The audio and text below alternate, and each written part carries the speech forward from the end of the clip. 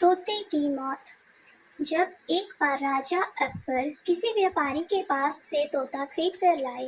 वह तोता देखने में बहुत ही सुंदर था और उसकी बोली भी बड़ी मीठी थी। अकबर ने उस तोते की रखवाली के लिए एक सेवक को रखा हुआ था और उसे साफ हिदायत दे दी कि अगर तोता मरा तो तुम्हें मृत्यु दंड दे दूंगा, और इसके अलावा जिसने भी अपने मुंह से कहा कि तोता मर चुका है उसे भी मौत की सजा मिलेगी, इसलिए तोते की रखवाली अच्छे से करना। सेवक तोते को लेकर चला गया और बड़े उत्साह से उसकी देखभाल करने लगा। उसे कहीं ना कहीं यह डर सता रहा था कि अगर कहीं राजा का तोता मरा तो उसकी जान पर बन आएगी। और फिर एक दिन ऐसा ही हुआ, तोता अचानक मर गया। अब सेवक के हाथ पांव फूलने लगे। उसे राजा अकबर की कही बात याद थी। वो तुरंत दौड़कर बीरबल के पास गया और पूरी बात बताई। बीरबल ने उस सेवक को पानी पिलाया और कहा, चिंता मत करो, मैं राजा से बात करूंगा, तुम बस इस समय उस तोते से दूर हो जाओ। थोड़ी देर बाद बीरबल अकेले राजा के पास गए और बोले कि मालिक, आपका जो तोता था। इतना बोलकर बीरबल ने बात अधूरी छोड़ दी।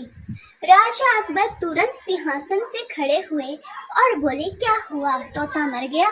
बीरबल बोले, मैं सिर्फ इतना ही कहना चाहूंगा कि आपका तोता ना मुंह खोलता है, ना खाता है, ना पीता है, ना हिलता है, ना डुलता है, ना जलता है, ना फुदकता है। उसकी आंखें बंद हैं और वो अपने पिंजरे में लेटा पड़ा है। आप आइए और जरा उसे देखिए। अकबर और बीरबल फौरन तोते के पास गए। अरे बीरबल, तोता मर चुका है, ये बात तो मुझे वहीं पर नहीं बता सकते थे? अकबर क्रोधित होते हुए बोले, उस तोते का रखवाला कहाँ है? मैं उसे अभी अपनी तलवार से सजाए मौत दूंगा।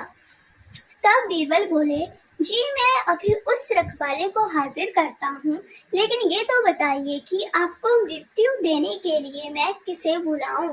क्या मतलब है तुम्हारा? अकबर जोर से चीखे, जी आप ही ने तो कहा था कि जो कोई भी बोलेगा कि तोता मर चुका है उसे भी मौत की सजा दी जाएगी, और अभी कुछ देर पहले आप ही के मुंह से ये बात निकली थी।